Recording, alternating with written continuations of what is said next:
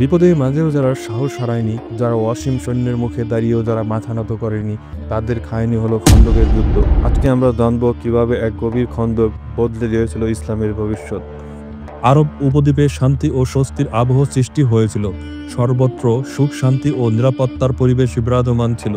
কিন্তু ইহুদিদের শাখাগোত্র বনু নাদিরকে নিজেদের দুষ্কর্ম ও চক্রান্তের কারণে নানা প্রকার অপমান ও লাঞ্ছনার স্বাদ গ্রহণ করতে হয়েছিল। তখনও তাদের বোধোদয় হয়নি। মদিনা থেকে বহিষ্কৃত হয়ে খাইবার যাওয়ার পর মুসলিম ও মূর্তি পূজকদের মধ্যে যে সামরিক টানাপোড়েন চলছিল, তার ফলাফল কি দাঁড়ায় তা দেখার জন্য তারা অপেক্ষমান থাকে। কিন্তু যখন তারা দেখল যে পরিস্থিতি ক্রমেই মুসলমানদের অনুকূলে যাচ্ছে এবং তাদের শাসন ক্ষমতা বহুদূর পর্যন্ত বিস্তৃতি লাভ করছে, তখন তারা হিংসার আগুনে জ্বলে পড়ে মরতে লাগলো এবং নানা প্রকার ষড়যন্ত্রে লিপ্ত হতে লাগলো। শেষবারের মতো মুসলমানদের এমন এক আঘাত হানার জন্য তারা প্রস্তুতি শুরু করে দিল, যাতে তাদের জীবন প্রদীপ চিরতরে নিভে দেয়। কিন্তু যেহেতু মুসলমানদের সঙ্গে সরাসরি মোকাবেলা করার সাহস তাদের ছিল না, তাই অত্যন্ত বিপজ্জনক পন্থা অবলম্বন করলো। কুরাইশরা বদরে নিরঙ্কুশভাবে পরাজিত হয়। উহুদে মুসলমানদের সম্মেলন ধ্বংস করতে না পারা আর চ্যালেঞ্জ দিয়ে মুসলমানদের মোকাবেলায় পরবর্তী বছরে বদরে না এসে কাপুরুষ বলে পরিগণিত হয়। তাদের ভাবমূর্তি পুনরুদ্ধারের জন্য উহুদের চেয়েও ভয়ঙ্কর অবস্থা করার মানুষে প্রস্তুত হয়। কিন্তু কিভাবে সম্ভব এ পরিস্থিতি তৈরি করা, এর পথ বের করে দিল খাইবারে আশ্রয় গ্রহণকারী ইহুদিরা। ইসলামের যুদ্ধগুলোর মধ্যে খন্দকের যুদ্ধ অন্যতম। 5 হিজরি শাওয়াল মাসে খন্দকের যুদ্ধ সংঘটিত হয়। এই যুদ্ধে মক্কার কুরাইশ, মদিনার ইহুদি, বেদুইন, পৌত্তলিকরা সম্মিলিতভাবে মুসলমানদের বিরুদ্ধে আক্রমণ করেছিল। খন্দক শব্দের অর্থ পরীক্ষা বা গর্ত। যেহেতু এ যুদ্ধে অনেক পরীক্ষা খনন করা হয়, তাই এর নাম দেওয়া হয়েছে খন্দকের যুদ্ধ। এ যুদ্ধ আজাব নামেও পরিচিত। আজাব অর্থ সম্মিলিত বাহিনী। নবীজি সাল্লাল্লাহু আলাইহি ওয়াসাল্লাম মদিনায় আসার আগে সেখানে বনু নাদির ও বনু কুরাইজা নামে বড় দুটি ইহুদি সম্প্রদায় বসবাস করত। ইহুদিদের প্ররোচনায় কুরাইশ ও অন্যান্য গোত্র মদিনায় মুসলমানদের সঙ্গে যুদ্ধ করার প্রস্তুতি গ্রহণ করে। খন্দকের এই যুদ্ধ ছিল মদিনার উপরে গোটা আরব সম্প্রদায়ের এক সর্বব্যাপী হামলা এবং কষ্টকর অবরোধের এক দুঃসহ অভিজ্ঞতা। এই যুদ্ধে শত্রুদের সৈন্য সংখ্যা ছিল 10,000, যা ছিল মদিনার মোট জনসংখ্যার চেয়েও বেশি। মুসলিম বাহিনীর সৈন্য সংখ্যা ছিল 3,000, কিন্তু তারা যে অভিনব যুদ্ধকৌশল অবলম্বন করেছিল তা শত্রুদের অজানা ছিল। ফলে তারা হতাশাগ্রস্ত ও পর্যদস্ত হয়ে অবশেষে পালিয়ে যেতে বাধ্য হয়। আবু সুফিয়ানের নেতৃত্বে মক্কা থেকে 10,000 লোকের সম্মিলিত বাহিনী মদিনার দিকে যাত্রা করে।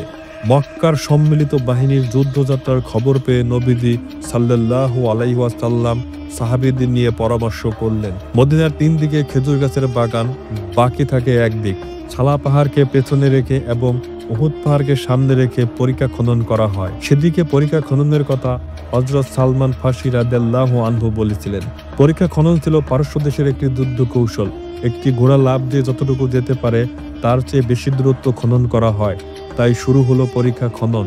10 জন করে একটি গ্রুপ। প্রতিটি গ্রুপ দৈর্ঘ্য 10 হাত, প্রস্থে 10 হাত এবং গভীরতায় 10 হাত পরীক্ষা খনন করে। 6 দিনে পরীক্ষা খননের কাজ শেষ হয়।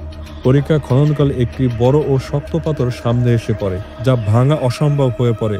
রাসূল সাল্লাল্লাহু আলাইহি ওয়াসাল্লামকে বিষয়টি জানানো হলে তিনি এসে আঘাত করলে তা ভেঙে চূর্ণ বিচূর্ণ হয়ে যায়। এই ঘটনাটি ছিল মূলত নবী করিম সাল্লাল্লাহু আলাইহি ওয়াসাল্লামের একটি মুজিজা। আবু তালহা, জাবের ও আবু হুরায়রা রাদিয়াল্লাহু আনহু সাহাবীগণের বর্ণনায় প্রমাণিত হয় যে খন্দকের যুদ্ধে রাসূল সাল্লাল্লাহু আলাইহি ওয়াসাল্লাম ও সাহাবীগণ অধিকাংশ সময় ক্ষুধার্ত থাকতেন।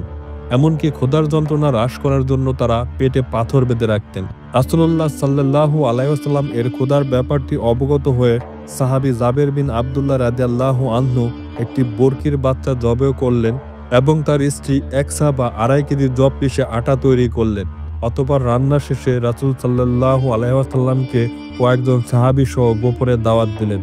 রাসূলুল্লাহ সাল্লাল্লাহু আলাইহি ওয়াসাল্লাম তখন ওই সময় পরীক্ষা খননরত 1000 সাহাবীর সবাইকে সাথে নিয়ে এলেন। অতঃপর সকলে তৃপ্তির সাথে খাবার খাওয়ার পরেও আগের পরিমাণ আটা ও মাংসের অবশিষ্ট রয়ে গেল।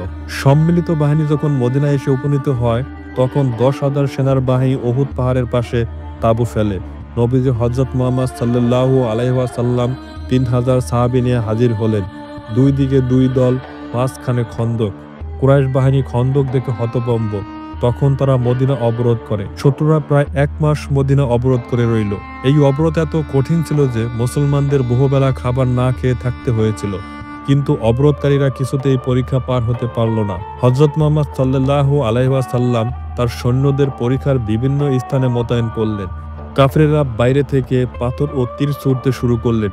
এদিক থেকেও তাদের প্রত্যুত্তর দেওয়া হলো। এরই ভেতর বিক্ষিপ্তভাবে দু একটি হামলাও চলতে লাগলো। অবরোধ যত দীর্ঘায়িত হলো, শত্রুদের উৎসাহ তত কমতে শুরু করলো। 10,000 লোকের খাওয়া দাওয়ার ব্যবস্থা করা মোটেও সহজ কাজ ছিল না। তার ওপর ছিল প্রচণ্ড শীত। এরই মধ্যে একদিন এমন প্রচণ্ড বেগে ঝড় বইল যে কাফেরদের সব ছাউনি উড়ে গেল। তাদের সৈন্য সামন্ত ছিন্ন বিচ্ছিন্ন হয়ে গেল। তাদের ওপর যেন আল্লাহ তাআলার আযাব নেমে এলো। আর বাস্তবিকে আল্লাহ তাআলা মুসলমানদের জন্য রহমত এবং কাফেরদের জন্য আযাব হিসেবে এ ঝড় পাঠিয়েছিলেন। কাফেররা এ পরিস্থিতির মোকাবেলা করতে পারল না। অবস্থা বেগতিক দেখে ইহুদিরা আগেই সরে পড়েছিল। কুরাইশদের ফিরে যাওয়া ছাড়া আর কোনো উপায় ছিল না। আযহাব যুদ্ধে 8 জন মুসলিম শহীদ হন, অন্যদিকে শত্রুপক্ষের 4 জন মারা যায়। অপরাধের সময় কেউ বলেছেন 24 দিন, অন্য বর্ণনায় 15 দিন পাওয়া যায়। খন্দক যুদ্ধ সম্পর্কে আল্লাহ পাক সূরা আযহাবের 9 থেকে 27 পর্যন্ত 19টি আয়াত নাজিল করেন, যাতে এই যুদ্ধের বহু গুরুত্বপূর্ণ বিষয়ে আলোকপাত করা হয়েছে। খন্দক আমাদের এই শিক্ষা দেয় যে ঈমান ও ধৈর্যের সঙ্গে আল্লাহর উপর আস্থা স্থাপন করলে আল্লাহর রহমত থেকে কেউ বঞ্চিত হয় না।